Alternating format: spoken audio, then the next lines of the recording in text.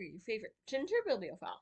I hope you're all doing really well, and I hope you're in the mood for a nice grim tale, because that's what I've got for you today. But if that's not your thing, you're just looking for all the puppies and the bunnies, check the playlist in the description box down below. Or if you're looking for, some actual like reviews and stuff, I got those too. But today, we've got yet another one that I have never heard of. It's Mother Holly. Holy, I don't know how you want to pronounce that. Mother Hole.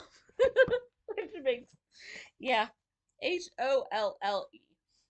And my mind is in the gutter now. Oh well, it is what it is, right? A widow had two daughters, one who was beautiful and industrious, the other ugly and lazy. But she was fonder of the ugly and lazy one because she was her own daughter. The other had to do all the housework and carry out the ashes like a Cinderella.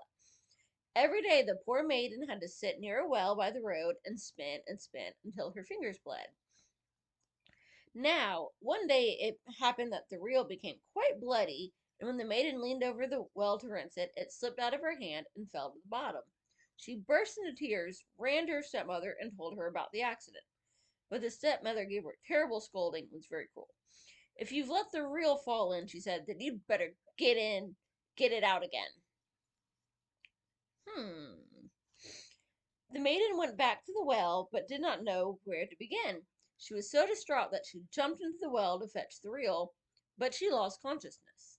When she awoke and regained her senses, she was in a beautiful meadow where the sun was shining and thousands of flowers were growing. She walked across the meadow, and soon she came to a baker's oven full of bread. But the bread was yelling, take me out, or else I'll burn. I've been baking long enough. Well, isn't that nice? Then you don't have to set timers. She went to the oven and took out all the loaves one by one with the baker's peel. After she moved on and came to a tree full of apples. Shake me, said the tree. My apples are all ripe. Ooh. She shook the tree till all the apples fell like raindrops, and she kept shaking until they had all come down. After she had gathered them and stacked them in a pile, she moved on. At last she came to a small cottage where an old woman was looking out a window. She had such big teeth that the maiden was scared and wanted to run away.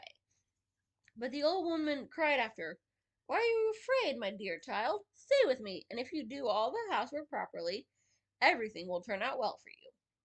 Only you must make my bed nicely and carefully, and give it a good shaking so that the feathers fly. Then it will snow on earth, for I am Mother Hole. Oh, hey, there's a little note with this one. Whenever it showed in olden days, people in Hessia used to say Mother Hole is making your bed. Yeah, it's definitely a typo, because that says SH, and I'm pretty sure it's supposed to say S as in snip. That is interesting. Okay, so since the old woman had spoken so kindly to her, the maiden plucked up her courage and agreed to enter her service. She took care of everything to the old woman's satisfaction, and always shook the bed so hard that the feathers flew about like snowflakes. In return, the woman treated her well. She never said an unkind word to the maiden, and she gave her roasted or boiled meat every day. After the maiden had spent a long time with Mother Hole, she became sad. At first, she did not know what was bothering her, but finally she realized she was homesick. Okay, a little sick in the head. Be sick, homesick for that. Even though everything was 1,000 times better than there than at home, she still had a desire to return. At last, she said to Mother Hole, I've got a tremendous longing to return home, and even though everything is wonderful down here, I've got to return to my people. Stockholm Syndrome much?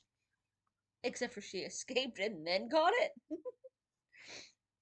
I'm pleased that you want to return home, Mother Hole responded, and since you've served me so faithfully, I myself shall bring you up there again. She took the maiden by the hand and led her to the large door. When it was opened and the maiden was standing right beneath the doorway, an enormous shower of gold came pouring down, and all the gold stuck to her so that she became completely covered with it. I want you to have this because you've been so industrious, said Mother Hole, and she gave her back the reel that had fallen into the well. Suddenly the door closed, and the maiden found herself back up on earth, not far from her mother's house. When she entered the yard, the cock was sitting on the well and crowed, "Cock-a-doodle-doo! My golden maiden, what's new with you?" And we've got a nice, really creepy picture there of some evil little gnomes dumping stuff all over the girl. What the heck? That's just that's just wrong on so many levels. She went inside to her mother, and since she was covered with so much gold, her mother and sister gave her a warm welcome. Gold diggers, but without the effort to dig. Then she told them all about what had happened to her, and when her mother heard how she had obtained so much wealth, she wanted to arrange it so her ugly and lazy daughter could have the same good fortune. Therefore, her daughter had to sit near the well and spin, and she made the reel bloody by sticking her fingers into a thorn bush and pricking them. After that, she threw the reel down into the well and jumped in after it. Just like her sister, she reached the beautiful meadow and walked along the same path. When she came to the oven, the bread cried, take me out, or else I'll burn. I've been baking long enough." But the lazy maiden answered, "I've no desire to get myself dirty."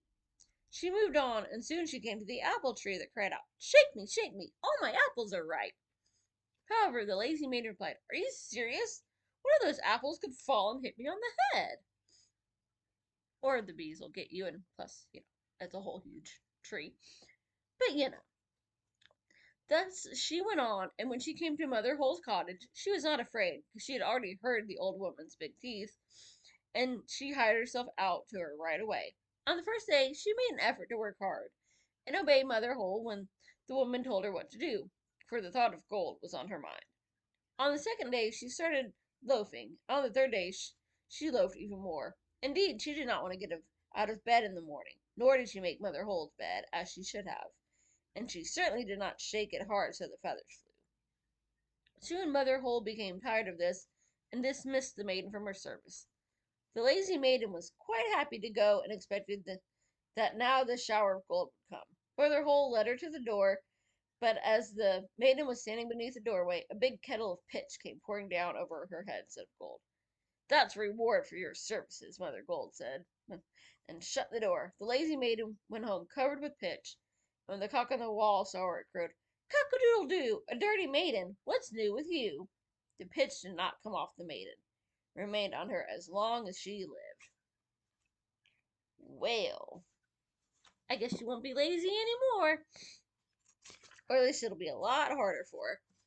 So, that was actually quite a short one. And it looks like the next one is pretty tiny as well. So, I hope you enjoyed that, and I will see you soon. Bye. Happy reading.